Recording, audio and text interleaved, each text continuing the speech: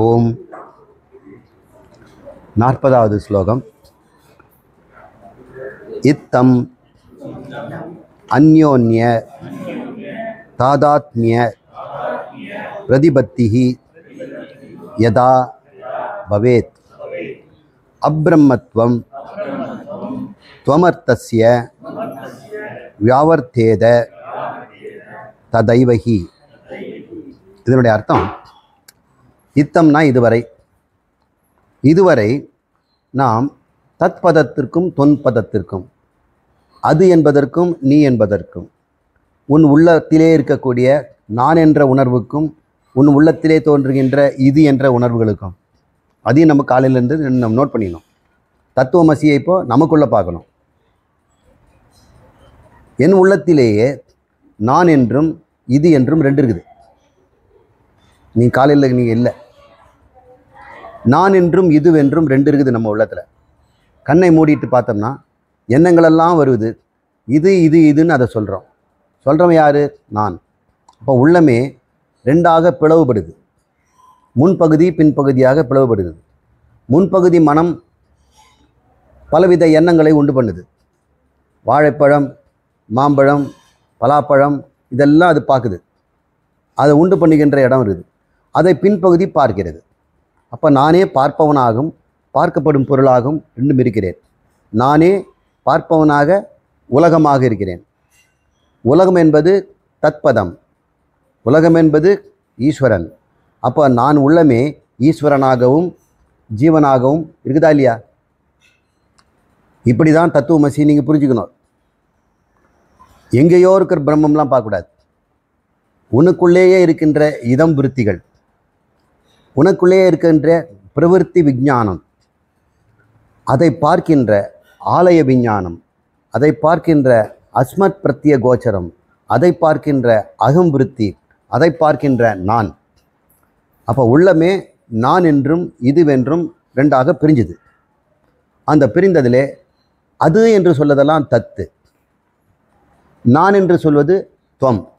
அப்போ உள்ளத்திலேயே தத்துவம் இருக்குதில்ல. ரெண்டுமே விகாரங்கள் தானே, இந்த மனோவிகாரங்கள் தானே. மனோவிகாரங்கள் ஒரு பக்கம் உலகமாகவும், மனோவிகாரம் ஒரு பக்கம் அதையே பார்க்கிறவனாகவும் இரட்டை வேஷம் போடுதே ஒரு ஆள் தானேங்க. ஒன்றே ரெண்டாக வருவது விகாரத்தினால், அதனால் விருத்திகளில்லால், விருத்தி பேதங்களால். முன் விருத்திகள் எல்லாமே இதம் விருத்திகளாகவும், பின் விருத்திகள், முன்பின்னுங்கிறது நான் இந்த படத்தை வச்சு சொல்கிறேன், அதெல்லாம் அகம்பிருத்திகளாகவும் இருந்து கொண்டிருக்கிறதால இப்போ நாம் சொல்கிறோம் இதுவும் அதுவும் ஒன்று தான். விருத்தி பேதங்களை நீக்கிவிட்டால் அங்கே நிர்விருத்தியாக ஒன்று இருக்கிறது. அது சத்துவமான மனம். இந்த சத்துவம் ரஜஸ் எல்லாம் காலையில் நான் படத்தில் பார்த்துட்டோம். இது புரிஞ்சுக்குவோம். இப்போ இந்த கண்ணோட்டத்தோட தத்துவமசி இன்றைக்கி நம்ம பேசினேன். ஈஸ்வரன் ஜீவன் என்றதை உபாதி ரூபமாக ஈஸ்வரன் சொல்கிறோம். ஈஸ்வரனுக்கு ஏன் ஈஸ்வரன் பேர்? அவரும் சச்சிதானந்தன் தானே. சச்சிதானந்தத்தையும் ஈஸ்வரன் சொல்கிறோம். ஏன்னா அவர் மாயாங்கிற உபாதியில் இருக்கிறார். இந்த கண்ணாடி இது மாயான்னு வச்சுக்கோங்க. இந்த உபாதியில் இருந்தால் ஈஸ்வரன்னு பேர். இதே கண்ணாடி இதுன்னு உபாதியில் இருந்ததுன்னா ஜீவன்னு பேர். உபாதியில் தான் வித்தியாசமே தவிர ஸ்படிகத்தில் வித்தியாசம் இல்லை. இது தத்துவமசி. இது சத்தியம் ஞானமானந்தம். இதே சத்தியம் ஞானானந்தம் பிரம்மம் இந்த மாயா உபாதியில் ஈஸ்வரன் என்று சிருஷ்டிகர்த்தா என்றும் சிருஷ்டி ஸ்திதி லயம் என்று மூன்றையும் செய்கின்ற சர்வ சக்திமத்துவம், சர்வ வியாபகம், சர்வ ஞானம் எல்லாம் பெற்றவனாக இருக்கிறான். அதுவே ஒரு துளியோடு இருக்கக்கூடிய ஒரு ஜீவ உபாதியில், அந்த கரண உபாதியிலே அவித்யா உபாதியில் இருந்தால் என்ன ஆகும்? அவித்யா ஆகிடுவான்ல. இங்கே சர்வஜனாக இருக்கிறான், இங்கே அவித்யாவாக இருக்கிறான். அவித்யா வந்த உடனே ஆசை வருது. பொழைச்சிக்கணும், தெரிஞ்சுக்கணும், உணரணும். அந்த மூணு பிரவருத்தியும் வந்துடுது. அவித்யா உபாதியினால் அவன் அறிபவனாக, செய்பவனாக, உணர்பவனாக, ஞாதா போக்தா கர்த்தாவாக அவன் தர்மத்தை ஏற்றுக்கொள்கிறான். சச்சிதானந்தம் அவனுக்கு ஜீவன் என்று பெயர். இப்போ ஜீவனாக இருப்பதும் தத்துவம், இது சத்தியம் ஞானம் அனந்தம். ஈஸ்வரனாக இருப்பதும் சத்தியம் ஞானம் அனந்தம். இது சத்தியம் ஞானம் அனந்தம் எப்பொழுதும் ஒன்றே தான். ஏகம் ஏவ அத்விதீயம். எல்லா வித்தியாசங்களும் உபாதிகளால் இருக்கிறது. இப்போ உபாதி தர்மங்கள் ரெண்டுக்கும் வேறு வேறு. இதை நாம் காலையில் புரிஞ்சினால இதுவரை நாம் தத் என்பதற்கும் தொன்மெதற்கும் உண்டான தாதாத்மிய சம்பந்தத்தையும் அந்யோன்ய தாதாத்மிய சம்பந்தம் அதுதான் சொல்கிறார். இத்தம் அந்யோன்ய தாதாத்மிய பிரதிபத்திர் யதா பவேத் எப்படி இருந்தது என்று தெரிந்து கொண்டோம். பவேத்னா இருக்கிறது, எப்படி இருந்ததுன்னு தெரிஞ்சுக்கிட்டோம். அந்யோன்ய சம்பந்தம் எதுக்கு சம்பந்தம்? ஸ்படிகத்துக்கும் இந்த நிற துணிக்கும் இருக்கிற சம்பந்தம், படிகத்துக்கும் இந்த பந்துக்கு இருக்கிற சம்பந்தம்.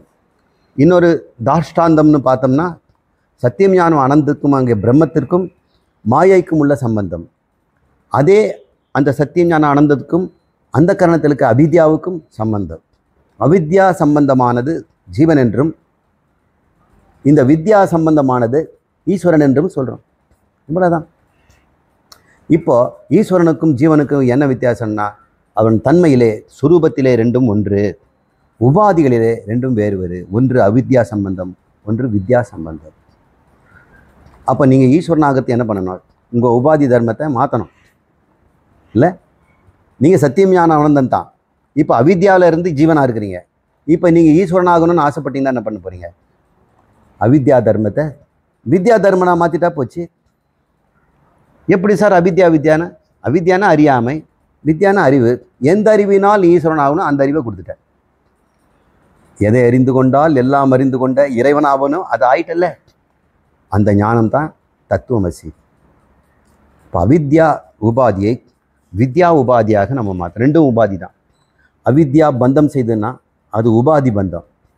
வித்யா மோட்சம் தருதுன்னா அதுவும் உபாதி தான். இதுவும் போய் இதுவும் போய், பந்தமும் போய் மோட்சமும் போய், குருவும் போய் சீடனும் போய், வேதமும் போய் ஞானமும் போய். எப்போ சொல்லலாம்? இப்போ தெரிஞ்சுக்கிறதுக்கு முன்னாடி சொல்லக்கூடாது, தெரிஞ்சுக்கிறபடி சொல்லவும் கூடாது. இந்த மாதிரி வகுப்பில் நம்ம பேசிக்கலாம். அதை சொல்கிறார். இதுவரை இதை நாம் பார்த்தோம். இதனால் இந்த அறிவினால் அகம் அப்ரம்மத்துவம், நான் பிரம்மம் அல்ல. அப்ரம்மத்துவம்னா பிரம்மம் அல்ல, பிரம்மத்துவம்னா நான் பிரம்ம உடைய பிரம்மமானவன். அப்ரத்மத்துவம் துவம் அர்த்தசிய, நான் என்பதின் அர்த்தத்திலே நான் பிரம்மம் அல்ல என்கின்றது அழிந்து போகிறது. வியாவர்த்தேத, அது நீங்கி போகிறது. இதெல்லாம் நிகழ்ச்சிங்க. நீங்கள் நான் பிரம்மம் இல்லைன்னு இப்போ சொல்லுவீங்களா? நான் ஜீவன் இல்லைன்னு கரெக்டாக சொல்லலாம். ஜீவன் ஆமான்னு சொல்லலாம். ஏன் எப்படி சொல்கிறீங்கன்னா அது சும்மா, அது பேர் இவ. வாச்சியார்த்தமாக கவுனார்த்தமாக குழந்தைக்காக அப்படி சொல்லுவோம். சும்மா அப்படி தான் திட்டுவேன். அக்காவை அன்பா அடிப்போம், அந்த குழந்தை சிரிக்கும். ஏன்பா என்ன அடிக்கிறீங்க? சும்மா அப்படி என்ன சொல்கிறோம் இல்லையா? அது டங் இன் சீக் ஆட்டிடியூட், டங் இன் சீக் எக்ஸ்பிரஷன் அப்படின்னு அவங்க சொல்கிறாங்க இங்கிலீஷில். நாமளும் அதே தான் சொல்கிறோம், டங் இன் சீக். சும்மா உபச்சாரத்துக்காக, பேச்சுக்காக. பயந்துராத, உன் தம்பி சிரிக்கணுங்கிறதுக்காக உன்னை நான் அடிக்கிறேன் அப்படின்னு சொல்கிற மாதிரி நாம் பிரம்மம் என்று உணர்ந்து கொண்டிருக்கலாம். யாராவது கேட்டாக்கா ஜீவன் தாங்க, நான் தேவதத்தன் தான், வாங்க வாங்க போகலாம், காஃபி குடிக்கலாம் வாங்க அப்படின்னு தாராளமாக இருக்கலாம். இதுதான் ஞானியுடைய நிலை. தாராளமாக கணவன் மனைவி குழந்தை குட்டி வட்டி வியாபாரம் பணம் வர்த்தனம் எது ஒன்றா செய்யலாம். எப்படி செய்யணும்? டங்கின் சீக்.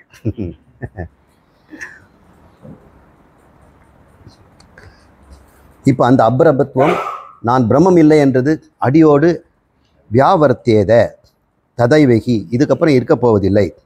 அவரே சொல்லிட்டார். நமக்கு இனிமேல் அவர் கேட்க முடியாது. நானும் சொல்லிட்டேன், மறுபடியும் என்ன திருப்பி கேட்காதீங்க. தத் அர்சத்ய, அது ததர்சியன்னு வருது இல்லையா? தத்தினுடைய அர்த்தம் ததத்தர்சிய பரோக்ஷியம் யத் ஏவம் கிம் ததஹ ஸ்ருணு பூர்ணானந்தைக ரூபேன பிரத்யக் போதோ அவதிஷ்டதே அப்படின்னு சொல்றார். இப்போ அவர் சொல்கிறாரு, மகனே இது வரைக்கும் வாக்கி விருத்தை நான் சொன்னதை கேட்ட இல்லையா? இனிமேல் அப்பிரம்மத்துவம்னு உனக்கு இருக்குமா? இல்லை சுவாமி, நான் பிரம்மத்துவம், நான் பிரம்மமாகவே வாழ்வேன் அப்படின்னா என்னப்பா அர்த்தம்? எங்கும் வியாபித்திருப்பியா? அதுவும் முடியாது சுவாமி. எல்லா அறிவும் உனக்கு இருக்குமா? அதுவும் முடியாது சுவாமி. எல்லா பொருளும் நீயா இருக்கும், அதுவும் முடியாது சாமி. அப்போ பிரம்மத்துவம்னா என்னப்பா? பிரம்மத்துக்கு ஆனந்தம்னு ஒன்று இருக்கு இல்லைங்களா சாமி, அது எங்கிட்ட இருக்கு சாமி. மீதியெல்லாம் உபாதி. நான் பிரம்மமாக இருக்கிறேன் நீங்கள் உணரணும்னா அது ஒரே ஒரு அடையாளம், ஆனந்தமாக இருக்கணும். எல்லா சூழ்நிலைகள்லாம் உபாதிகள். எந்த உபாதியில் நீங்கள் இருந்தாலும், நீங்கள் சில சமயத்தில் ஒரு உபாதியில் இருப்பீங்க, வீட்டில் அப்பா, மகன், வியாபாரி, எந்த உபாதி வேணால் நீங்கள் எடுத்துங்க, ஆனந்தம் போகக்கூடாது. எனக்கு இந்த உபாதி தான் வேணும்னு எதாவது கேட்குமா? உன்னை நான் வந்து எலியாக பண்ண போகிறேன், எலிங்கிறதும் பூனைங்கிறதும் உன் கண்ணில் இருக்குது. நான் எப்பொழுதும் ஆனந்தம். நான் மண்ணுங்கிறத நீங்கள் என்ன சொல்லணும்? ஆனந்தம். அப்போ நீங்கள் படுத்தாலும் எழுந்தாலும் தூங்கினாலும் கனவு கண்டாலும் நனவில் இருந்தாலும் எந்த உபாதியாக இருந்தாலும், எந்த அவஸ்தாவுங்கிறது உபாதி தானே. எந்த உடையில் இருந்தாலும், எந்த உலகத்தில் இருந்தாலும், எந்த உறவில் இருந்தாலும், எந்த சம்பவங்களில் இருந்தாலும் நான் சத்தியம், ஞானம், அனந்தம். நான் இருப்பதால் சத்து, நான் அறிவதால் ஞானம், நான் எப்பொழுதும் கலங்காமல் நிறைவாக இருப்பதால் ஆனந்தம். சச்சிதானந்தம் தானே. இதில் ஏதாவது கஷ்டம் இருக்குதா? இது எப்போ குலையுது? பொய்யான உலகத்தினால, பொய்யான மனசில் ஒரு கொலை ஏற்படுது. ரெண்டும் பொய்யுப்பா. பொய்யான கல் போட்டால் பொய்யான குளம் நடுங்குது. அதை பற்றி நம்ம கவலைப்படுறதில்ல. சினிமாவில் எவ்வளோ பொய் காட்டுறாங்க, ஆனந்தமாக கை தட்டிட்டு வரோம், ரூபா கொடுத்துட்டு. இதே மாதிரி நம்ம சில்லறையை செலவே பண்ணாமல் எந்த உபாதி வேணால் எடுத்துக்கலாம். இல்லை, எத்தனை உபாதிகள் நம்ம முன்னாடி சினிமா காட்டிகிட்டு இருக்குது. இந்த சினிமாவை விட மிக மிக சுவாரஸ்யமான சினிமா ஒரு மால் போய் பாருங்கள், ஒரு கல்யாண வீடை போய் பாருங்கள், ஒரு இடவு வீடை போய் பாருங்கள், ஒரு இயற்கையில் போய் பாருங்கள். இந்த பறவைகளை பாருங்கள், பூச்சிகளை பாருங்கள், வனங்களை பாருங்கள், மண்ணை பாருங்கள், அழகழகான மலை சாரல்களை பாருங்கள். எல்லா உபாதிகளும் ஆனந்தமாகத்தானே இருக்குது. இந்த ஆனந்தத்துக்கு எங்கே நமக்கு செலவு இருக்குது? செலவில்லாமல் நாம் உபாதிகளை பார்க்கலாம். நாம் சாட்சி மாத்திரம். இல்லை, நான் பிரம்மத்துவம் என்பது அழியாத ஒன்று. இனிமேல் அந்த கொஷினே வரக்கூடாது. இப்பொழுது இதுக்கு முன்னாடி கடவுள்னு கேட்டோம்னா எங்கோ இருக்கிறார் அப்படின்னு நம்ம நினச்சோம். கடவுளோட மேலே பார்ப்பாங்க, மேலே ஒருத்தர் இருக்கிறான், எல்லாம் பார்த்துட்டு இருக்கிறான் அப்படின்னு தான் நம்ம சொல்கிறோம். அப்படி தான் பெரியவங்களாம் பேசிக்குவாங்க. சண்டை போடும்போது மேலே ஒருத்தன் பார்த்துட்டு இருக்கிறான் அவன் அப்படின்னு. இப்போ அவர் வந்து பரோட்சமாக இருந்தார், எங்கோ இருப்பதாக. ஆனால் இப்போ தொம்பதம் என்ன சொல்லுது? அபரோட்சமாக நான் இங்கேயே இருக்கிறேன். இங்கே நான் இருக்கிறேன், அங்கேயே அது இருக்கிறது. அது ரெண்டும் ஒன்றா எப்படி இருக்க முடியும்? இங்கும் அங்கும் எப்படி ஒன்று இருக்க முடியும்? ஒன்று பரோட்சத்துவம், ஒன்று அபரோட்சத்துவம். எப்படி சமமாகும்? இப்போ நீ இந்த பரோட்சத்துவமும் அபரோட்சத்துவமும் இந்த தத்துவமசிங்கிற ஞானத்தினால நீங்கிவிட்டது அப்படின்னு சொல்லு. இப்போ நீங்கிடுச்சு இல்லையா? பரோட்சத்தை எதனால் வந்தது? அஜ்ஞானத்தினால. அந்த சத்விகா விசாரத்தை நம்ம பண்ணாததுனால. அவர் சத் மாத்திரமாக இருந்து எல்லாவற்றிலும் எல்லா பொருளாகவும் இருக்கிறாருங்கிற ஞானம் இல்லாததுனால அவர் பரோட்சத்துவமாக இருந்தது. இப்போ அவர் எல்லாமாக இருக்கிற நானுமாக இருக்கிற பரோட்சத்துவம் அழிஞ்சு போச்சு. அபரோட்சத்துவமாக உணர ஆரம்பிச்சிட்டோம். இறைவனை நான் உணர்றேன்னு சொல்லக்கூடாது, இணர்வனாக உணர்கிறேன், இறைவனாக உணர்கிறேன். முன்ன ஜீவனாக உணர்ந்தேன், இறைவனை உணர்ந்தேன்னு சொல்லக்கூடாது, ஆத்மாவை உணர்ந்தேன்னு சொல்லக்கூடாது. ஆத்மாவாக உணர்கிறேன், பிரம்மமாக உணர்கிறேன். தத்தர்சத்திய பரோட்சத்துவம் எதேவம் கிம் தத் சுனு. அது எப்படி போச்சுன்னு சொல்கிறேன் கேளு. பூர்ணானந்தைக ரூபேன பிரத்யக் போதோ அவதிஷ்டதே. நீ கண்டுபிடிச்சு பாரு. இறைவனுக்கு லட்சணம் நான் என்ன சொன்னேன்? பூர்ணானந்தத்தையா அப்படின்னு சொன்னேன். முதல் 4-5 பாட்டுக்கு முன்னாடி பூர்ணானந்தம்னு ஒரு பேர் வச்சோம். இப்போ நீ பாரு, நீ பூர்ணானந்தமாக இருப்பதனால, பிரத்யேகமாக இருக்கிற போதம், உனக்குள்ளே இருக்கிற அறிவு பூரணமாக இருப்பதனால, அது நிறைவாக இருப்பதனால, உபாதி தர்மங்களால் கலக்கப்படாமல் இருப்பதனால, அன்னமய கோஷம், பிராணமய கோஷம், மனோமய கோஷம், விஞ்ஞானமய காரணமய கோஷம், கோஷங்கள் எல்லாம் விகாரங்கள், நாமரூபங்கள், பொய்யானவைகள். அதில் இருந்தாலும் இல்லாவிட்டாலும் உனக்கு எந்தவித பாதிப்பும் இல்லை என்று தெரிந்த பிறகு நீ முழுமை என்று தெரிந்து கொண்டாய். அதோடு சம்பந்தம் வச்சிருந்த தாதாத்மிய சம்பந்தம், அப்போது அதனுடைய சிறுமையெல்லாம் உனக்கு வந்துடுச்சு. உடலின் சிறுமையும், மனதின் சிறுமையும், அறிவின் சிறுமையும், உன்னுடைய பிராணனின் சிறுமை எல்லாமே உன்னை சிறுமைப்படுத்துது. அதில் வேறொரு தர்மம், அதத் தர்மம் எனதல்ல, என்னுடைய ஸ்வதர்மம் வேற என்று உனக்கு தெரிந்து கொண்ட பிறகு நீ எப்படி இருப்ப? ஆனந்தமாக இருக்கிறாய். எனவே மகனே தெரிந்து கொள், நீதான் பிரம்மம். பூர்ணானந்த ரூபேன பிரத்யக் போத அவதிஷ்டதே. இப்போ தெரிஞ்சு பார், நீ எப்படி இருக்குது இந்த பிரத்யக் போதம்? அவதிஷ்டதேன்னு நிலைப்பட்டிருக்கிறது. எப்படி நிலைப்பட்டிருக்குது? ஆனந்தமாக, நிறைவாக, அனைத்து கவலையும் விட்டுது. இப்போ நான் தெரிஞ்சு போச்சு. இந்த ஒட்டுமொத்த ஜகத்தே உனக்கு போர்க்கொடி தூக்கிட்டு வந்து முட்டி நின்னாலும் நீ என்ன சொல்லுவ? என் கற்பனையில் உதித்தவனே, என் கற்பனையில் தோன்றியது. என் கற்பனையில் தோன்றியது என்ன எப்படி என்ன செய்யும்? எதுவும் செய்ய முடியாது. நான் பூர்ணம், ஜகத்தாக இருப்பதும் நானே தான். இந்த ஞானம் வந்த பிறகு இறைவனே வந்து சொன்னாலும், சங்கரரே வந்து தப்பாக சொல்லிட்டேன் தம்பி, வாக்கி வெறுத்து முழுக்க கொஞ்சம் தப்பு இருக்குது, துவைதந்தான் உண்மைன்னு சொன்னால் நீங்கள் ஒத்துக்குவீங்களா? மாட்டேன். ஏன்னா உணர்ந்துட்டீங்க, இது வரைக்கும் அறிந்தீர்கள். அறியும் வரை தப்பாக அறிஞ்சனா சரியாக அறிஞ்சனான்னு கேள்வி வரலாம். ஆனால் உணர்ந்துட்டீங்க. இனிமேல் சங்கரரே வந்து கொஞ்சம் விசிஷ்டாத்வைதம் போயிடுங்க, நான் டிபார்ட்மெண்ட் மாறிட்டேன்னு சொன்னாலும், ஒரு காஃபி குடிச்சிட்டு போங்க சங்கரா, தட்சிணாமூர்த்தியை வந்து சொன்னாலும், அப்படி யாருமே இல்லைல்ல, நான் தானே. அந்த திடம் மனம் இருக்கணும், மனநம் கெட்டியாக இருக்கணும். ஒருவேளை யாராவது வந்து இது தப்புன்னு சொல்லிட்டோம்னா நம்மளால் விளக்க முடியலையே, ஒருவேளை நம்ம தப்பாக புரிஞ்சிட்டு வந்துட்டோமோ, நம்ம இவ்வளோ காசு செலவு பண்ணிவிட்டு ஆத்மவித்யாலயம் போயிட்டு இப்படி ஏமாந்துட்டோமே அப்படின்னு வரவே கூடாது. அதான் திருட ஞானம். அதுவும் சொல்ல போகிறார். 42 தத்துவமஸ்யாதி வாக்கியம் ச தாதாத்மிய பிரதிபாதேன லக்ஷ்யௌ தத்து த்வம் பதார்த்தௌ துவா உபாதாய பிரவர்த்ததே. இங்கே நம்ம வார்த்தை போனோம்னா நேரங்கிறதுனால நமக்கு புரிஞ்சிடுச்சு இது என்ன சொல்ல வருதுன்னா, தத்துவமஸ்யாதி வாக்கியம். தத்துவமஸ்யாதின்னு சொல்லும் பொழுது தத்துவமசி மட்டும் நான் இங்கே சொல்லலை.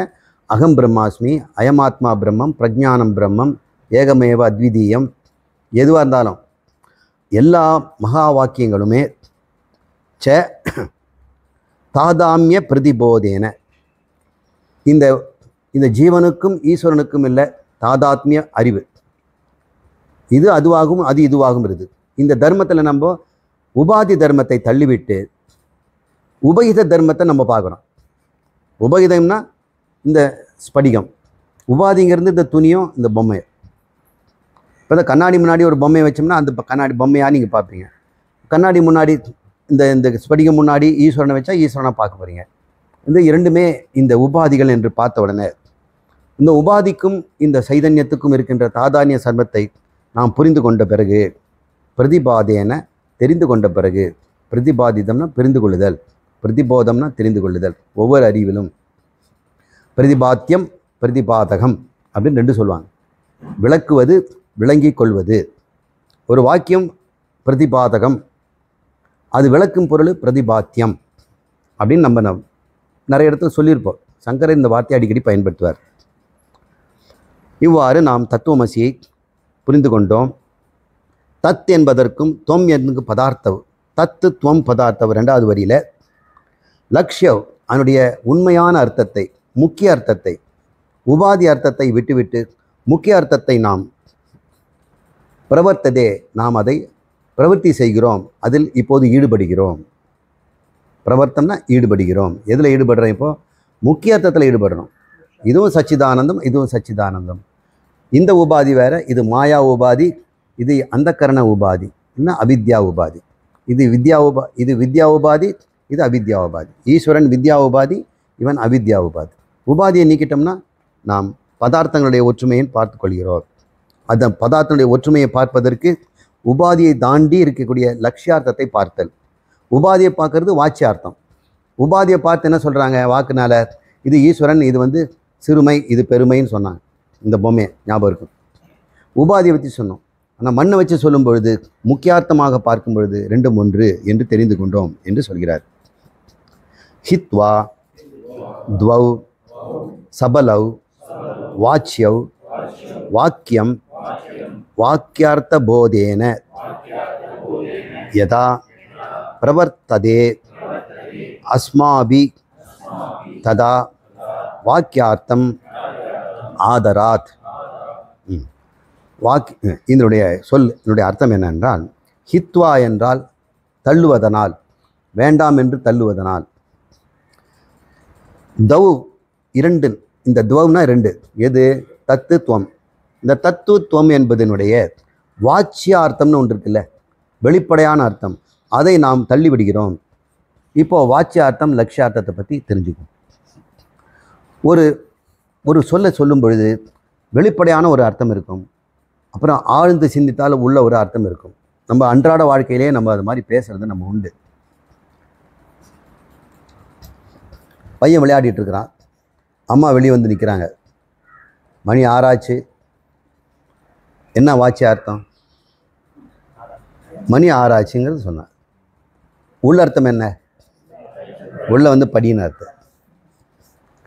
அப்போது நாம் தெரியாமலே வாச்சியார்த்தத்தை தாண்டி ஒரு உள்ளர்த்தத்தை முக்கிய அர்த்தம் பார்க்குறோம். இது வெளியே தெரியாது வாச்சியார்த்தம், வெறும் வாக்கினால் வருகின்ற நேரடி அர்த்தம். அவங்க என்னத்தை சொல்ல வந்தாங்கங்கிறது ஒன்று இருக்குல்ல, அது பேர் விவக்ஷான்னு பேர். ஒரு வாக்கியம் சொல்வது ஒன்று, அதனுடைய விவக்ஷா என்னன்னு புரிஞ்சுக்கணும். விவக்ஷாவை புரிஞ்சுக்கணவன் தான் விஷயம் தெரிஞ்சவன். என்ன விவக்ஷா இல்லாமல் இருக்கிறாங்க சொல்லுவல்ல, விவஸ்தை கெட்டவனாக இருக்கிறாங்க. விவஸ்தை கெட்டவன்றதுனா விவக்ஷா கெட்டவனாக இருக்கிறான்னு அர்த்தம். சொல்கிறதுடைய விவஸ்தையே தெரியலையே, விவக்ஷாவை தெரியலையே. தமிழ் அப்படியே சமஸ்கிருதத்தினுடைய ஒரு கொச்சையாக இருப்பதை பார்த்து எல்லாருக்கும் விவக்ஷா இருக்குது.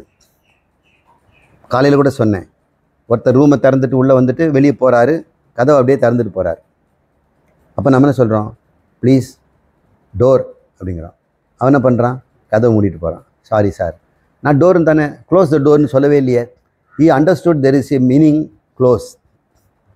அப்போ விவக்ஷா இல்லாதவன் என்ன பண்ணுவான்? பையனை கேட்குறாங்க, டேய் இந்த தயிரை காக்கா வராமல் பார்த்துக்கடா, அது கொஞ்சம் பானையை கொஞ்சம் வெயிலில் வச்சா தான் கொஞ்சம் சீக்கிரம் புளிக்கும், தயிர் பானையை, அதுக்காக அப்படி சொல்லிடுறாங்க. ததிஹி காகேபியக ரட்சதி, இந்த தயிரை காகம் முதலியவற்றின் காகேபியகி ரட்சதி, காப்பாற்று அப்படின்னு சொல்லிட்டு போகிறாங்க. இவன் என்ன பண்ணுறான்? காக்காவே வரல, குச்சியை வச்சுருக்கிறான்.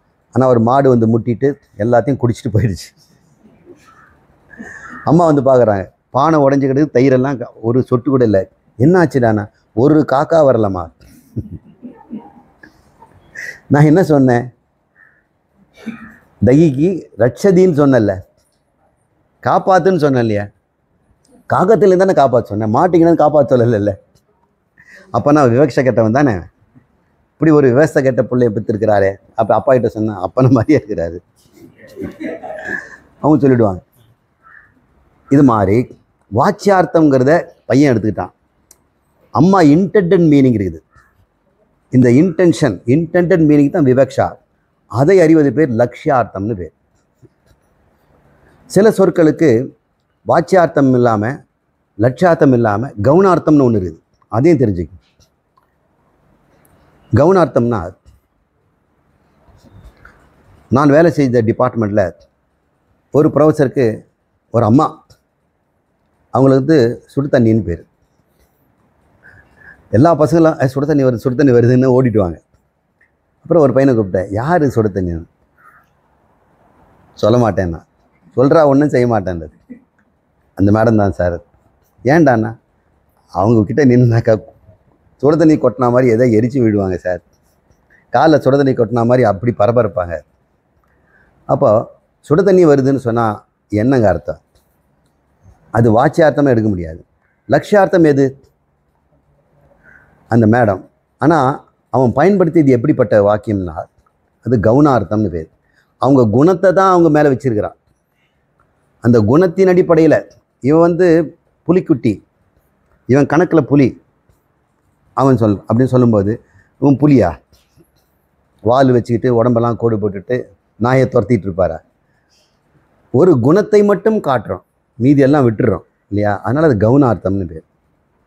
நாம் வாழ்க்கையில் வாச்சியார்த்தமும் பயன்படுத்துகிறோம், கவுனார்த்தமும் பண்ணுறோம், லட்சியார்த்தமும் பயன்படுத்துகிறோம். இப்போ லட்சியார்த்தத்துக்கு கவுனார்த்தம்னு பிரிச்சுக்கிட்டோம். கவுனார்த்தமும் நம்ம புரியுது. ஒருவேளை இந்த தத்துவமசி கவுனார்த்தமா? ஆபத்து இல்லை. அவனை போன்ற குணமுடையவன் சொல்லக்கூடாது. அப்படி சொன்னோம்னா அது விசிஷ்டாத்வைதம் ஆகிடும். இப்போ கவுனார்த்தமும் கிடையாது. அதுக்கு தான் இதையும் நான் சொல்லி வச்சேன். வாச்சியார்த்தத்தை கண்டுபிடிக்கிறதுக்கு நாம் கவுனார்த்தமாக பயன்படுத்துகிறோமா? இப்போ கவுனார்த்தங்கள் என்னென்ன அப்படின்னு பார்க்கணும். அதுக்கு செல்வதற்கு முன்னாடி இந்த வாச்சியார்த்தத்தையும் லட்சியார்த்தத்தையும் புரிஞ்சுக்குவோம்.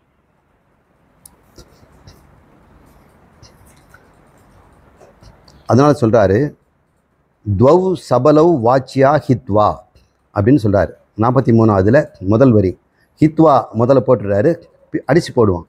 துவௌ வாச்சியவ், இரண்டு வாச்சியங்களுக்கு, சபலவ் அதுக்கு பலவீனமான, முக்கியம் இல்லாத, அது பேர் சபலவ். பிரபலம்னா முக்கியமானதுன்னு அர்த்தம். சபலவ் ஹித்வா, அதை விட்டு விடுவோம். அப்புறம் வாக்கியார்த்த போதேன வாக்கியம். வாக்கியார்த்தம்னு ஒன்று இருக்கு இல்லையா? பதார்த்தத்தை விட்டுவிட்டு, பதார்த்தம் தருகின்ற அர்த்தத்தை விட்டு வாக்கியமாக அதனுடைய அர்த்தத்தை என்ன என்று ஆராய்ச்சி செய்தோம்னா அந்த வாக்கியத்தின் அர்த்தம் உனக்கு பிரதிபாதம், உனக்கு விளங்கா இருக்கும். யதா பிரவர்த்ததே அஸ்ம அபி ததா வியாக்கியாதம் ஆதாராத். இந்த வாக்கியார்த்த ஆதாரத்தை கொண்டு, தத்துவமசியினுடைய லட்சியமாகிய ஆதாரத்தை கொண்டு நீ தோம்பதத்தை அஸ்மதபி, நானும் அதுதான் என்று, அஸ்மத்தனா நான் என்று நீ தெரிந்து கொள் அப்படின்னு சுருக்கமாக சொல்கிறார். இதெல்லாம் வேகமாக போகலக்கூடிய, நம்ம இன்னும் டிஸ்கஸ் பண்ண வேண்டிய ஸ்லோகம் இருக்குது. ஆலம்பனதயா ஆபாதி யோ அஸ்மத் பிரத்யய சப்தயோஹோ அந்தக்கரண சம்பின்ன போதக சஹ துவம்பத அபிதன தெரிந்துகொள். அந்தக்கரண சம்பின்ன போதம் அப்படிங்கிற சொல்ல நம்ம இங்கே பார்க்கணும். சம்பின்னம்னா அதனால் அடைக்கப்பட்ட, குறுக்கப்பட்ட, அளவிடப்பட்ட ஒரு போதம். போதம்னா ஞானம். நமக்கு சத்தியம், ஞானம், அனந்தம்னு சொல்லக்கூடிய உங்களுடைய பிரத்யேக் போதம். உங்கள்கிட்ட ஆத்மா இருக்கு இல்லையா? அந்த ஆத்மா அளவற்றது. அது படைப்புக்கு காரணமாக இருந்தது. அது தேசகால வஸ்துவினால் அளவிடப்படாதது. அது அனந்தம்னு இருக்குது. அப்படிப்பட்ட ஒன்று இந்த அந்த கரணம்ங்கிற உள்ளம் என்ற ஒன்றிலே, காலில் போட்ட படத்தை உள்ளத்துக்குள்ளே இருக்கும் பொழுது அது என்னமாயிடுச்சு? ரெண்டாக போயிடுச்சு. ஒன்றாக இருந்த அந்த சத்தியம், ஞானம், அனந்தம் உள்ளத்தோடு இருக்கும்போது உள்ளத்தாதாத்மிய தர்மத்தினாலே, உள்ளத்தின் தர்மத்தினாலே அதுவே அறிபவனாகும், அறியப்படும் பொருளாகும். நான் என்றும் உலகம் என்றும், நான் என்றும் ஈஸ்வரன் என்றும், நான் என்றும் அவன் என்றும் ரெண்டாக பிரிது துவைதமாக இருக்கிறது. துவைதம் சொன்னால் அதில் அநேகமும் சேர்த்துக்கலாம். இதைத்தான் அவர் சொல்கிறார். அந்த கரண சம்பின்ன போத, அந்த கரணத்தினால் குறுக்கப்பட்ட, அடக்கப்பட்ட, அளவிடப்பட்ட அந்த அறிவானது ஆலம்பனதயா ஆபாதி யோ அஸ்மத் பிரத்யய சப்த. அந்த நான் என் அஸ்மத் பிரத்யய சப்தம்னா, நீங்கள் நான் சொல்கிறீங்க இல்லையா? அது பேர் அஸ்மத். அஸ்மத். நீ நான் என்று சொல்லும்பொழுது உங்களுக்கு என்ன பொருள் புரியுது?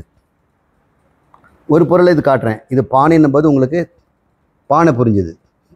ஒவ்வொரு சொல்லுக்கும் ஒரு புரிதல் ஏற்படுது இல்லையா? அதை நம்ம ஸ்புரணம் அப்படின்னு சொல்கிறோம், ஒரு அண்டர்ஸ்டாண்டிங். அதை நம்ம சொல்கிறோம் பிரதிபாதிதம், அறிந்து கொள்ளுதல். நான் என்ற சப்தத்தால், அஸ்மத் பிரத்யய சப்த, நான் என்ற அறிவுக்கு, அந்த நான் என்ற சப்தத்திற்கு ஒரு விளக்கம் வரணும்ல. அது எப்படி இருக்குன்னு கேட்குறாரு ரமணர். அதானு கேட்டார். நீங்கள் நானுன்னு சொல்லுங்கள், ஒவ்வொரு சொல்லுக்கும் அர்த்தம் உங்களுக்கு விளங்குது இல்லை? புளி, மிளகாய், உப்புன்னா விளங்குது. நானுன்னு சொல்லுங்கள், உங்களுக்கு ஒரு அர்த்தம் புரியணும் இல்லை? என்ன புரியும்? அது யாராலவா சொல்ல முடியும்? நான் தான் சார். எது அந்த அர்த்தத்துக்கு உருப்படியான ஒரு பொருள் இருக்குது இல்லையா, அதுதான் அஸ்மத் பிருத்திய சப்த ஆலம்பனதயா, அதனால் உண்டாகிற ஆலம்பனம். இந்த சொல் ஆலம்பனம்னா சொல். இதனால் இந்த நான் என்ற சொல்லால் உனக்குள் உண்டாகின்ற ஒரு விளக்கம் ஏற்படுகிறது. அது எதுன்னு கேட்டோம்னா அந்த கரணத்தினால் குறுக்கப்பட்ட அந்த போதம் அப்படின்னு சொல்கிறார். அந்த அளவற்றது தான் அந்த கரணத்தால் குலக்கப்பட்டு உன்னிடம் நான் என்று சொல்லி கொண்டிருக்கிறது. அப்போ நீங்கள் சந்தேகம் இல்லாமல் நான் பிரம்மம் சொல்லலாம் இல்லை? நான் என்று இப்போ உங்ககிட்ட எது ஒன்று முழங்கி கொண்டிருக்கிறதோ, நான் என்று எது ஒன்று கூக்குரலிட்டு கொண்டு உனக்கேலே சப்தமாக இல்லாமல் அது பேசி கொண்டிருக்கிறதோ, நான் இருக்கிறேன் என்று சொல்கிறதோ, அது உண்மையிலேயே அந்த கரணத்தில் இருக்கின்ற அந்த ஆத்மாதான், அந்த கரணத்தில் இருக்கின்ற அந்த சைதன்யம் தான், அதுதான் அந்த இடத்துல அப்படி பேசுது. ஏன்னா அது உபாதி. அந்த கரண உபாதியினால ஆத்மா அப்படி பேச வேண்டிய நிலைமை வந்துடுச்சு. அப்படி ஆத்மா பேசுதான்னு கேட்டால் அந்த உபாதி தான் பேசுது. இது வரைக்கும் நம்ம தோம்பதத்தினுடைய உபாதியை பற்றி பேசிட்டோம் இல்லையா? மாயா உபாதி ஜகத் யோனிஹி சர்வஜத்வாதி லட்சண பரோக்ஷ்ய சபல சத்யாத் ஆத்மகஸ்து தத் பதாபிதக. ஆமாம், சத்யாத்மக அப்படின்னு வருது. சத்யாத்மக அப்படின்னு அர்த்தம். அந்த வார்த்தை சத்யாத்மகம். இப்போ அதே அந்த போத ஸ்வரூபம், அதே சைதன்யம், அதே சத்தியம் ஞானம் அனந்தம் மாயா உபாதியினால் ஜகத் யோனியாக மாறுகிறது. யோனின்னா காரணம். ஜகத்திற்கு காரணமாக அதே சத்தியம் ஞானம் ஆனந்தம் வந்துருச்சு. அதே சத்தியம் ஞான ஆனந்தம் அந்த காரணத்தினால நான் என்று சொல்லுது. அதே சத்தியம் ஞான ஆனந்தம் மாயையில் இருந்து கொண்டு தன்னை இந்த உலகத்தை படைப்பவன் என்று சொல்லுது. ஜகத் யோனி என்று சொல்கிறது. மாயா உபாதி ஜகத் யோனிகி அப்படின்னு சொல்லு. சர்வஜன் உடையவன் என்றும் அந்த லட்சணத்தையும் அது பெறுகிறது. இதெல்லாம் உபாதினால் வரக்கூடிய லட்சணங்கள். அப்புறம் நமக்கு பரோட்சியம் என்று நமக்கு வேறாகவும் நமக்கு தெரிகிறது. இந்த மாயையில் இருப்பதனால இறைவன் எனக்கு வேறு என்றும் எனக்கு தெரிகிறது. பரோட்சத்துவம் வருகிறது. இந்த மாதிரி தன்மைகளை தான் ஆத்மகத்து அப்படின்னு சொல்றார். எவ்வாறு தத்பதத்தை புரிந்து கொள்க, தத்பத அபித, அதை அவ்வாறு தெரிந்து கொள்ள. இப்போ தோம்பதத்தும் தத்பதத்தையும் அவர் சொன்னார். நம்ம கொஞ்சம் முன்னாடியே அது எல்லாத்தையும் பேசி முடிச்சுட்டோம். பிரத்யக்கு பரோட்சதைகஸ்ய சத் ச த்விதீயன்னு வரணும். இத்துன்னு வருது இல்லையா? சத்விதீயத்வ பூர்ணதா விருத்தியதே யதஹ தஸ்மாத் லக்ஷணா சம்பிரவர்த்ததே. இங்கே பிரத்யக்கு பரோட்சதைகஸ்ய, அஸ்யன்னா அதனுடைய, பிரத்யக்ஷம் என்றும் பிரத்யக் என்றும் பரோட்சம் என்றும் சொன்னீர்களே. நான் என்ற உணர்வு எப்படி இருக்கு? பிரத்யக்.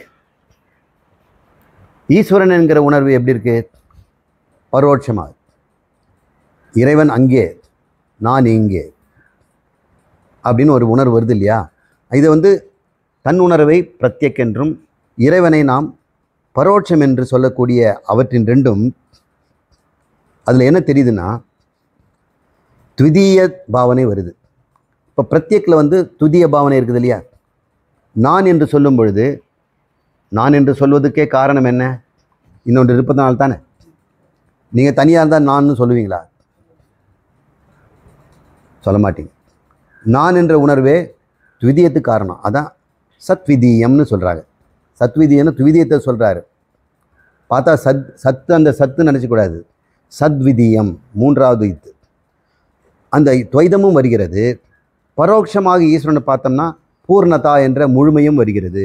அவர் முழுமையாக இருக்கிறார் அப்படின்னு தெரியுது. இரண்டுமே விருத்தமாக இருக்கிறதே, முரண்பாடாக இருக்குதே. விருத்தையே அப்படின்னா விருத்தியதேனா முரண்பாடாக இருக்கிறது. உங்களுக்கே உங்களுக்கு நியாயமாக தெரியுது இல்லையா? முரண்பாடு இருக்கட்டும். தஸ்மாத், எனவே, லக்ஷண சம்பிரவர்த்ததே, அந்த சொல்லினுடைய லக்ஷண விருத்தியை நாம் பார்க்க வேண்டும். லக்ஷணத்தை பார்க்க வேண்டும், விவக்ஷையை பார்க்கணும். பரோட்சத்துவமும் பிரக்யத்துவமும் த்விதீயமும் அத்விதீயமும் எப்படி உண்டாச்சு அப்படின்னு பார்த்தோம்னா நாம் அதனுடைய லட்சணத்தை பார்க்க வேண்டும் என்று சொல்லியிருக்கிறாங்க. மானாந்தர விரோதே து முக்கியார்த்தஸ்ய பரிக்கிரஹே முக்கியார்த்தேன அவினாபூதே பிரதீதீர் லக்ஷணோச்யதே. பிரதீதீர் லக்ஷணோ உச்சதே. இப்போ மானாந்திர விரோதம் வருகிறதுன்னு சொல்கிறார். மானாந்திரம்னா மெஷர்மெண்ட், மானம்னா மெஷர்மெண்ட். இப்போ மானாந்திரம்னா பிரமாணம்னு அர்த்தம். பிரமாணத்தில் நமக்கு ஒரு விருத்தி ஒரு ஒரு விருத்தம், முரண்பாடு வருகிறது. என்னப்பா, அவர் பெரியவர், நான் சிறியவர், அவர் படைக்கிறவர், நான் படைக்கப்பட்டவன், அவர் மிக பெரிய முற்றுமறிவு, நான் சிற்றறிவு, இப்படியெல்லாம் விரோதம். உன்னுடைய மெஷர்மெண்ட்னா உன்னுடைய புலன்களாலும் உன்னுடைய அனுமானம், இந்த பஞ்ச பிரமாணங்களாலும் இந்த முரண்பாடை பார்க்கிறாய், அது உண்மைதான் அப்படின்னு சொல்கிறாங்க. மானாந்தர விரோதியை தூ, நீ உன்னுடைய பிரமாணத்தை பார்ப்பதும் கூட வேற தூ முக்கியார்த்தசிய பரிக்கிரக, அதனுடைய முக்கியார்த்தத்தை விட்டு விடுவதனால தான். ஒருவேளை முக்கியார்த்தத்தை பிடிச்சிக்கிட்டா இந்த விருத்தம் இருக்காது இல்லையா? பரிக்கிரகம்னா பிடிக்கிறது, அப்பரிக்கிரகம்னா விட்டு விடுறது. முக்கியார்த்தசிய பரிக்கிரகே, நீ அதன் உள்ளர்த்தத்தை பார்த்து கொண்டு கண்டுபிடித்தால் தத்துக்கும் தொமுக்கும் உள்ளர்த்தம் என்ன? சத்தியம் ஞானம் அனந்தம். வெளியர்த்தம் என்ன?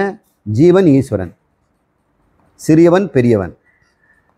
முக்கியார்த்தேன வினாபூதே, முக்கியார்த்தத்தை விட்டுவிட்டால் தான் அந்த பிரச்சனை. அப்போது பிரதிதி லக்ஷணம் உச்சதே, எனவே நாம் லக்ஷணத்தை உள் சென்று பார்ப்பது தான் நியாயம் என்று சொல்கிறார்.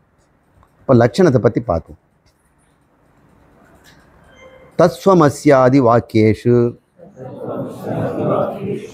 லக்ஷணா பாகலக்ஷணா சோ அயமித்யாதி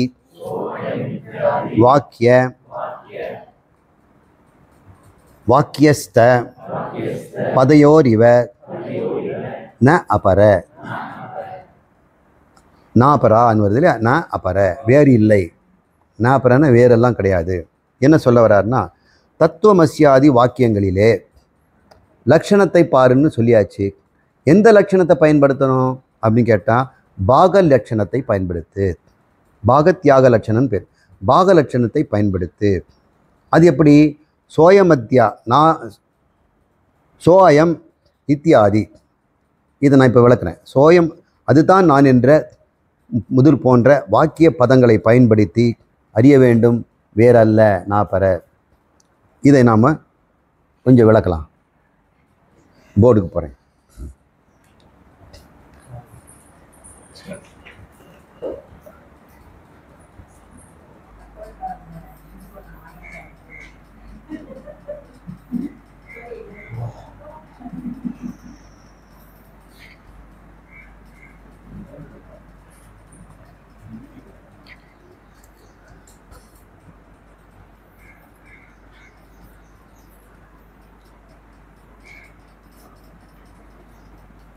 ஜகல் லக்ஷணா,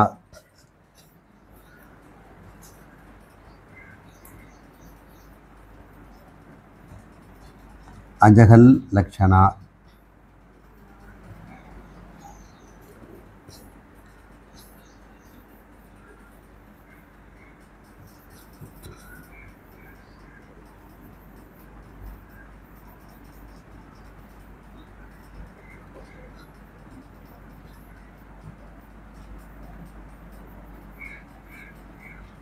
விட்ட லக்ஷணம்,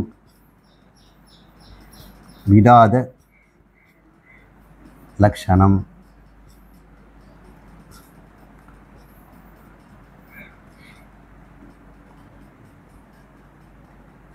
இதுக்கு எதை ரிவர்ஸ் போகலாமா?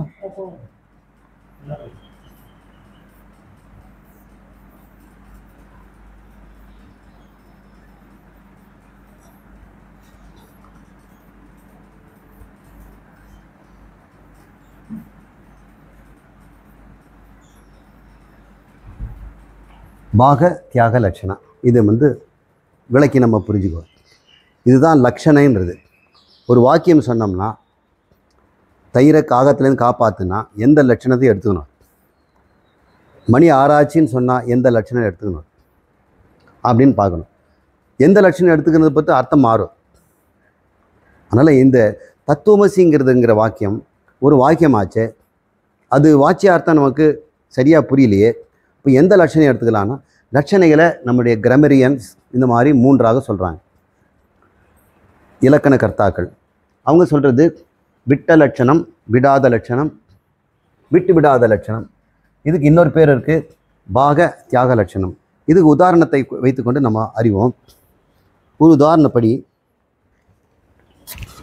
வழக்கமாக என்ன ஸ்டாக் எக்ஸாம்பிள் அதையே நம்ம பயன்படுத்துவோம்.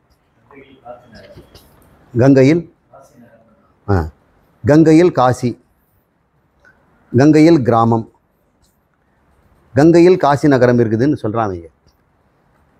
அது ஜகல் லட்சணம். ஜகன்னா விட்டுறது. இப்போ நம்ம என்ன எடுத்துக்கிறோம், கங்கையில் காசி இருக்குமா?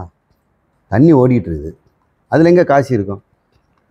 நம்ம என்ன பண்ணுறோம், கங்கையை விட்டுட்டு கங்கை கரையில் காசி இருக்குதுன்னு எடுத்துக்கிறோம். அப்போது கங்கையை நம்ம ட்ராப் பண்ணிடுறோம் இல்லையா? கங்கையை நம்ம சுமக்கிறது இல்லை.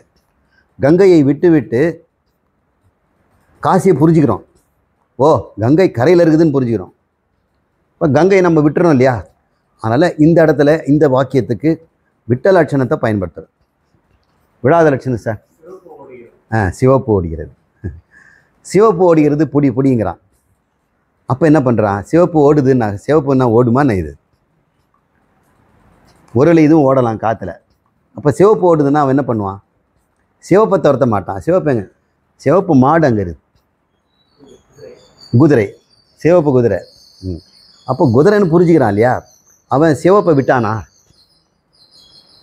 சிவப்பை விடலை, விடாமல் லட்சணை புரிஞ்சுக்கிறான்.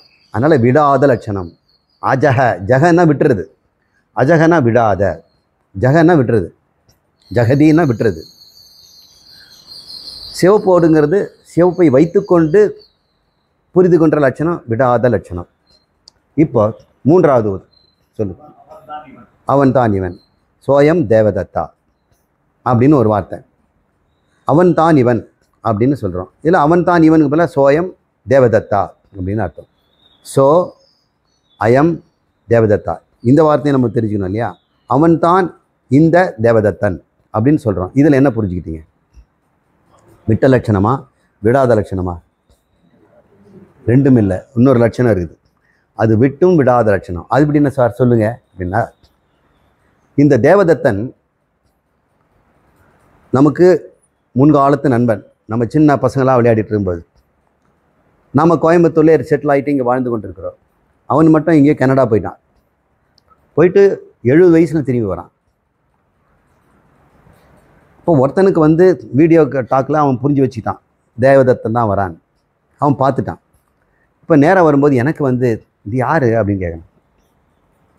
அப்போ அவன், நீங்கள் என்ன சொல்லுவீங்க? நீங்கள் தானே வீடியோவில் பேசி அவனை வர வச்சுருக்கீங்க, நீங்கள் சொல்ல, அவன் தான் இவன், அந்த தேவத்தன் தான் இந்த தேவதத்தன் அப்படின்னு புரிஞ்சுக்கிட்டீங்க. நீங்கள் எந்த தேவத்தனை புரிஞ்சுக்கிட்டீங்க? சின்ன வயசில் இப்போ இல்லையே. அந்த தேவதத்தன் இந்த தேவதத்தன் வேற. அந்த தேசகால தேவதத்தன் சின்னதாக இருந்தான், இந்த தேசகால தேவதத்தன். அப்போ தேசகாலத்தை விட்டுட்டோம், தேவதத்தனை மட்டும் பிடிச்சிட்டோம். அந்த தேச காலத்து தேவதத்தனை வைத்துக்கொண்டு ஒரு பாகத்தை மட்டும் நீக்கிட்டோம். இந்த கால தேவதத்தன் தாடி மீசைமா இருக்கணும், இவனையும் விட்டுட்டோம். இவனை எடுத்துக்க போகிறோமா என்ன? இந்த தேச காலத்தையும் விட்டுட்டோம். ஆனால் தேவதத்தன்ற ஒரு விளக்கம் ஏற்படுத்து பாருங்க. அந்த விளக்கம் அதுவும் இல்லை இதுவும் இல்லை. ஒரு பகுதியை விட்டு லட்சியார்த்தத்தை புரிஞ்சுக்கிறோம். அப்போ சரீரங்களை நம்ம விட்டுட்டோம். அவனோட விளையாட்டு, அவனுடைய பக்குவம், அவனுடைய தன்மை, இதை தானே நமக்கு தேவதத்தன். அதுதான் பாக தியாக லட்சணம். ஒரு பகுதி தேச காலத்தை நீக்கிவிட்டு தேவதத்தனுங்கிறத மட்டும் எடுத்துக்கிறான். ஒரு பாகத்தை தியாகம் பண்ணிவிட்டு ஒரு பாகத்தை வைத்துக் கொள்கிறோம். அதே மாதிரி விட்டும் விடாமல் ஒன்றை விட்டுட்டோம், தேச காலத்தை விட்டுட்டோம், தேவதத்தனை விளங்கி கொண்டோம் இல்லையா? இது பேர் பாகத்யாக லட்சணை அல்லது விட்டு விடாத லட்சணை. இது வந்து பதாயாம் சாமானியாதிகரணம் அப்படின்னு ஒரு விளக்கம். இந்த வாக்கியம் எப்படிப்பட்டதுன்னா, பதங்களுக்குள்ளே சமானம் இருக்கிறது. பதாயாம் சாமானாதிகரண்யம். அதிகரண்யம் என்றால் ஒரு இடத்தை சுட்டி காட்டினோம்னா அது அதிகரண்யம்னு பேர். இதை பற்றி பேசுன்னு வச்சுங்க. எதை பற்றி பேசுகிறீங்க சார்? இந்த அதிகரண்யத்தை பற்றி பேசுகிறேன். இங்கே வந்துடுச்சுன்னா இது வேறொரு அதிகரண்யம். அதிகரண்யமாக லோக்கஸ் ஆப்ராண்டி. எதை நம்ம சொல்கிறோமோ அந்த இடத்தை நம்ம கூட்டுறது அதிகரண்யம்னு பேர். சாமானாதி அப்படின்னா சமம்னு அர்த்தம். சாமானியம். பதாயாம்னா பதங்களுக்குள்ளே ஒரு அதிகரணத்தை குறித்து சமமாக இருக்கிறது அப்படின்னு அர்த்தம். தமிழில் ரொம்ப சுலபமாக ஒரு சொல் பன்மொழி அப்படின்னு நீங்கள் தமிழ் இலக்கணத்தை படிச்சிருங்க. என்ன பேர் சொல்லுங்கள்? இப்போ ராமனுக்கு எத்தனை பேர்? ராமன் எத்தனை ராமன் அடி. என்ன அறியாமல் இந்த பாட்டு வருது. ஏன்னா தயானந்த சரஸ்வதி இதை பாடுவார். இதே கிளாஸில் இதே இடத்துல பாடுவார். அந்த அளவுக்கு உள்ள ஊறி போச்சு. உங்களுக்குள்ளே அது ஊறிடணும். அவர் சொல்கிறார், அதில் எத்தனை ராமன் வருது? அதிகரணம் எத்தனை? அதிகரணம் 1. ஆனால் எத்தனை பேர்? அது சாமானாதிகரண்யம். பதங்களுக்குள்ளே சம அதிகரணத்தை கொண்டவையாருது. இப்போ தசரத ராமனுங்கிறதும் ஒரே அதிகரணம். சீதாபதி என்பதும் ஒரே அதிகரணம். கோதண்டம் என்பதும் ஒரே அதிகரணம். இப்படி 1000 அதிகரணம் இருக்குது. ஒரு அதிகரணத்துக்கு 1000 பேர்கள் இருக்குது பதம். அது எங்கே பார்த்துருக்கீங்களா? விஷ்ணு சகஸ்ரநாமம். அதுதான் மிகப்பெரிய சென்டென்ஸு. இந்த வாக்கியம் எல்லாம் 3. இந்த இடத்துல 2 ஒரே அதிகரணம். சத்தியம் ஞானம் அனந்தங்கிற ஒரு அதிகரணத்துக்கு 2 பேர் கொடுத்துருக்குறோம். என்ன? தத்து துவம். புரிஞ்சுக்கிட்டீங்களா? இப்போ தத்துவம் துவமும் எந்த லட்சணத்தில் வருது? பாகத்யாக லட்சணத்தில். எந்த மாதிரி வாக்கியம்? பதாயாம் சாமானியாதிகரணம். இவ்வளோ தாங்க விஷயம். இது வந்து உருட்டல் பிறட்டல் மாதிரி இருந்தாலும் விட்டுடுங்க. இது எதுக்கு? வாதம் செய்வதற்காக. இந்த வாதம் நமக்கு தெரியலன்னா ஒரு பிரதிவாதி வேற ஒரு லட்சணையில் வேற ஒரு இலக்கம் கொடுத்துருவான். வேற ஒரு லட்சணத்தை பயன்படுத்துவான். பாகத்யாகது மேலே வேற ஏதாவது பயன்படுத்தான்னு வச்சுங்க. ஒரு சிவப்பு போடுதுங்கிறத மாதிரி குணகுணிங்கிறது கொண்டு வந்துடுவான். அல்லது விட்டு விடணும். இந்த தொம்பதத்தில் இருந்து சிலதை விட்டுட்டு அதை மட்டும் ஒட்டிக்க அப்படின்னு சொல்லுவான். தற்பதத்தில் விட மாட்டான், அதை பிடிச்சிக்குவான். இதெல்லாம் ஆபத்தான ஒரு விளக்கமாக இருக்கிறதுனால மிக அருமையாக இதுலேருந்து தான் நம்ம அதை கண்டுபிடிச்சிருக்கிறோம். எல்லா ஆச்சாரியர்களும் இந்த லட்சணையை பற்றி பேசுகிறதே இந்த வாக்கிய விருத்தியினுடைய அடையாளத்தில் தான். இப்போ நம்ம அதை 48வது ஸ்லோகத்தை புரிஞ்சுக்கிட்டோம். சோயம் இத்தியாதி வாக்கிய. சோயம்னா அவர் தான், அவனே இவன். சோ அயம், அவன் இவன். சோனா அவயம், அவன். அயம்னா இவன், அவனே இவன் என்பதில் அவனே என்பதில் இருக்கக்கூடிய ஒரு பகுதியை விடணும், இவனேங்கிறதுல விடணும். எதை விட போகிறோம்? தேச காலம். அவன் வாழ்ந்த காலம் அந்த இடத்தை விட்டுட்டோம். இப்போ இருக்கக்கூடிய இடத்தையும் காலத்தையும் விட்டுட்டு தேச காலம் விடணுங்கிறது ஞாபகம் வச்சுக்கணும். 49. அகம் பிரம்மேதி வியாக்கியார்த்த போதோ யாவத் திருடி பவேத் சமாதி சகித தாவத் அபியாசேத் சிரவணாதிகம். எதுவரை அகம் பிரம்மம் என்கின்ற ஒரு ஞானம், போதோ, அகம் பிரம்மேதி வாக்கியார்த்த போதோ, நானே கடவுள் என்கின்ற வாக்கியத்தில் எந்தவித குழப்பமும் எந்தவித சந்தேகமும் இல்லாமல் புரிந்து கொள்ளும் வரை போதோ, அகம் பிரம்மேதி வாக்கிய அர்த்த போதோ, அந்த அர்த்தம் உங்களுக்கு தெளிவாக இருக்கும். யாவத்து திருடி பவேத், எதுவதை திடமாக வரிக்கணுமோ அதுவரை, தாவத்து சமாதி ஷட்கம் என்று சொல்லக்கூடிய சமதமம் போன்ற குணங்களை நீங்கள் பெருக்கிக் கொண்டு அபியாசேத் அந்த பயிற்சியின் மூலம் தொடர்ந்து சிரவணம் செய்யுங்கள், குருவிடம் கேட்டுக்கொள்ளுங்கள். அதனால் ஒரு தடவை அகம் பிரம்மாஸ்மி தத்துவமசின்றதுனால விட்டுடாதீங்க. மீண்டும் மீண்டும் குருவிடம் இருந்து கேட்டால்தான் அதுக்கு ஒரு அச்சிந்தியா சக்தி இருக்கிறது. நம்ம ஒரு முறை கேட்டுட்டு நம்ம வீட்டுக்கு போயிட்டோம், யூடியூப்பில் கேட்டுட்டு நம்ம புரிஞ்சுக்கிட்டோம்னு வச்சிங்களேன், அது உதவே உதவாது. குருவை பார்க்காமல், தொடாமல், சந்திக்காமல், அவர் சொல்லை காதால் கேட்காமல் இது திருடமாகாது. அதனால அது எங்கேருந்தோ ஏரோப்ளேனை பிடிச்சிட்டு லட்சக்கணக்கான ரூபாய் செலவு பண்ணிட்டு சுவாமியை ஒரு நாளாவது பார்த்துட்டு போகணுன்னு போகிறாங்க. இப்போ ஆனந்தமாக இருக்கிறாங்க. இது ரொம்ப ரொம்ப முக்கியம். உபதேசம்னா யூடியூப் கொடுக்கும், நான் இல்லைன்னு சொல்லலை. அதுக்காக வேண்டிய என்ன குருநாதரும் நேராக போய் பார்த்துட்டு தான் வந்தேன். இல்லைன்னா மற்றவங்களுக்கு நான் அதை சொல்ல முடியாது. இந்த திருடி பவேம். அதனால் சிரமணாதி என்ன சொல்ல, சிரமணங்களை செய்யணும். ஒருவேளை குரு உங்ககிட்ட கையில் இல்லை, பார்க்கவும் முடியல, பணம் செலவுன்னா சிரமணாதிங்கிறது சொல்கிறதுனால குருவுடைய சப்தத்தை கேட்டுக்கொண்டிருங்கள். எதை வைத்துக்கொண்டு? சமாதி, சமம், தமம், உபரமம், திதிக்ஷா, சமாதானம், ஸ்ரத்தா ஆகிய 6 சமாதி குணங்களை அபியாசம் செய்து கொண்டு செய்யுங்கள். ஸ்ருத்ய ஆச்சாரிய பிரசாதேன திருடோ போதோ யதா பவேத் நிரஸ்த அசேஷ சம்சார நிதானக புருஷஸ்ததா. இவ்வாறு ஸ்ருதி மற்றும் ஆச்சாரிய பிரசாதேன, இந்த வேதம் வேதாந்தம் என்று சொல்லக்கூடிய நம்முடைய வேதத்தையும் கூட குருவையும் அவங்களுடைய 2 அருட்கடாட்சத்தினாலும், பிரசாதம்னா அவங்களுடைய அருளால், வேதத்தினுடைய அருளாலும் குருவினுடைய அருளாலும் இந்த ஞானம் திருடபோதோ எவ்வளவு நாள் வருமோ யதா பவேத் இந்த தினமாகும் அந்த பிரசாதத்தை நீங்கள் பெறணும். இப்போ வேதத்து பிரசாதத்தை எப்படி பெற முடியும்? அதுக்காக இறைவன்கிட்ட நம்ம மன்றாடி கேட்கலாம். ஏன்னா ஞானம் வரல. இது வரைக்கும் கோயிலுக்கு போகலாம், பிரார்த்தனை பண்ணலாம், எல்லா கர்மங்களையும் செய்யலாம், எல்லா கர்மங்களையும் அர்ப்பணம் செய்து இந்த ஒரு ஞானத்துக்கு மாட்டம் பலனாக வச்சுக்கணும். கர்ம பல தியாகம்னு சொல்கிறார். ஆனால் கர்ம பலம் எனக்கு வேணும், அது எப்படிப்பட்டது? இந்த ஞானம் எனக்கு வேணும் அப்படின்னு நீங்கள் தட்சிணாமூர்த்தியோ சங்கரரையோ உங்களுக்கு இஷ்ட தேவதையோ ராமனையோ லட்சுமணனையோ நாம் துதி செய்வோம். அதனால் ஸ்ருதி பலன் கிடைக்கும். குருக்கு சேவை செய்வதனால குருவுடைய அருட்கடாட்சமும் கிடைக்கும். எதுவரை வேணும்? போதோ திருட பவேத், எதுவரை அது ஆகுமோ அதுவரை.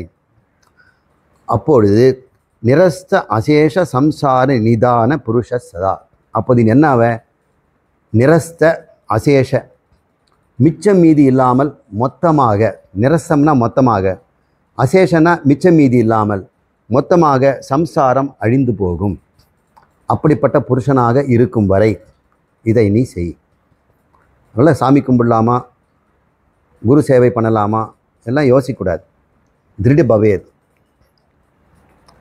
விஷீர்ண காரியகரணோ பூத சூக்ஷ்மை அனாவிருத விமுக்த கர்ம நிகடக சத்ய ஏவம் விமுச்சியதே. இந்த காரிய கரணம்னு சொல்லக்கூடிய இந்த உடம்பு, ஸ்தூல உடம்பு, கரணம்ங்கிறது இந்திரியங்கள். அப்புறம் சூக்ஷ்மம், உள்ளம் என்று சொல்லக்கூடிய சூக்ஷ்மம், இதெல்லாம் விசீர்ணம், அழிந்து போகணும். அனாவிருதகனா மறுபடியும் திரும்பி வராதபடி அழிந்து போதல். அப்போது கர்ம நிகடக, கர்மம் என்று சொல்லக்கூடிய சங்கிலிகள், நிகழம்னா சங்கிலி, நிகடம், அதை அருணகிரிநாதர் நிகழம் துகளாக அப்படின்னு சொல்லுவார். நிகழம்னா சங்கிலி. இந்த கர்ம மூட்டைகளுடைய சங்கிலி இந்த உடம்பையும் இதுவும் உண்டாக்கிக்கிட்டே இருக்குது இல்லையா? எத்தனை உடம்பு வேணுன்றது உங்களுக்கு தெரியாது. இந்த உடம்பு போனால் இன்னொரு உடம்பு, எத்தனை உடம்பு இருக்குதுன்னா எத்தனை கர்மங்கள் சஞ்சித்தத்தில் பண்ணிங்கன்னா அத்தனை கர்மத்துக்கு உடம்பு இருக்கிறது. சரி, அதெல்லாம் முடித்த பிறகு எனக்கு உடம்பே இல்லாமல் போகுமான்னா நீ இறந்த உடம்புல மறுபடியும் அடுத்த சஞ்சித கர்மத்துக்கு இன்னொரு மூட்டையை உண்டாக்கிட்டு தானே போகிற. அதனால் இந்த சங்கிலி உடையாது. விசீர்ணம்னா அது அத்தனையும் நாசமாகி அழியும் வரை நீ இந்த சரீரத்தில் இருப்பாய். புரிஞ்சுக்கிட்டாங்க இல்லையா? அதனால் பயப்பட வேண்டாம். இந்த ஞானத்தினால் என்ன ஆகும்? பிராரப்த கர்ம வேகேன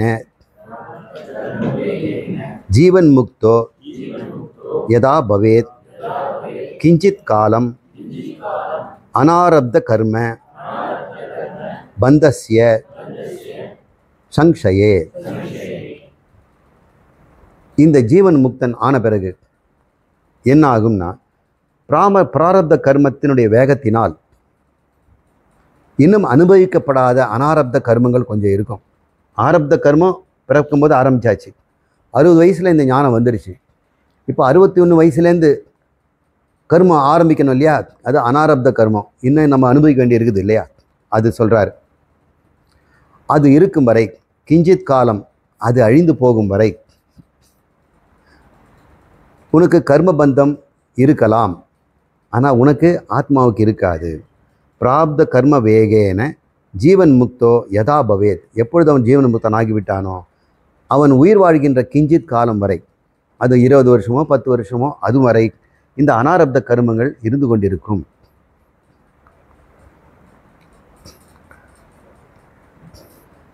நிரஸ்த அதிசய ஆனந்தம் வைஷ்ணவம் பரமம் பதம் புனர் ஆவிருத்தி ரஹிதம் கைவல்யம் பிரதிபத்தியதே. இந்த சரீரங்கள் பிராரப்த கர்மம் வரைக்கும் இருக்கும். அது பிராரப்த கர்மம் முடிஞ்சு போச்சு. இந்த சரீரத்தை நம்ம எரிச்சிட்டோம். இந்த சூக்ஷ்மமும் ஜீரணம் ஆயிடுச்சு. அதே சொல்கிறார், சூக்ஷ்மமும் ஜீரணம் ஆகிடும். அதுவும் 16 தானே, 16 யூனிட்ஸ் சேர்ந்து தானே அந்த சூக்ஷ்மம். அந்த 16 யூனிட்டும் பொலத்து போயிடும். ஆனால் ஒட்டு வைக்கிறது 16ஐயும் பிடிச்சி வைக்கிறதுக்கு ஒரு பசை வேணும்ல, அவன் தான் அகங்காரம். இப்போ அகங்காரமே இல்லாத போனது. யாருக்காக இதெல்லாம் பிடிச்சி வச்சுருக்கிறோம்? ஒருத்தர் கட்டுருக்கா, இந்த வசந்த மாளிகை யாருக்காக கட்டினேன், யாருக்காக அப்படின்னு கேட்குறான். எவ்வளோ வருத்தமாக இருக்குது. இப்போது இந்த சோடசக்காக புருஷன் 16 பாட்டம் கண்டு ஓடி போச்சு. யாருக்காக இருந்தது? முதல்ல அகங்காரத்துக்காக. அதை நானுன்னு சொல்லிக்கிற ஒரு யூனிட் அங்கே இருந்தது. அது அஞ்ஞானத்தினால இருந்தது. இப்போ ஞானம் வந்ததுனால அகங்காரம் போயிடுச்சு இல்லை, அது ஆத்மாவாக இருக்குது, எங்கும் இருக்குது. இப்போ இந்த 16 பேரும் பார்த்துக்கிறாங்க. ஒருத்தர் நம்ம சேர்ந்துருக்கலாமா பிரிஞ்சிக்கலாமான்னு. யாருக்காக சேரணும்? ஆளே இல்லாத பங்களா எதுக்கு அப்படின்னு இந்த பங்களா துண்டு துட்டா பிரிஞ்சு போயிட்டா. மறுபடியும் புனர் ஆவிருத்தி ரஹிதம். இனிமேல் மறுபடியும் இன்னொரு சரீரம் எடுப்பதற்கு ரஹிதம் இல்லை. என்ன கிடைக்குது அப்போ? கைவல்யம், கேவலசிய பாவம், நான் மாத்திரமே இருக்கிறேன் என்கின்றது விளங்கிக்கொள். பிரதிபத்தியதே. இது பரமஹம்ச பரிவ்ராஜக ஆச்சாரிய ஸ்ரீமத் சங்கராச்சாரிய விரச்சித வாக்கிய விருத்தி சமாப்தக. இவ்வாறு பரமஹம்ச பரிவிராஜ ஆச்சாரியர் ஸ்ரீமத் சங்கராச்சாரிய விரசித அவர் அளித்த இந்த வாக்கிய விருத்தி நூல் நிறைவடைகிறது.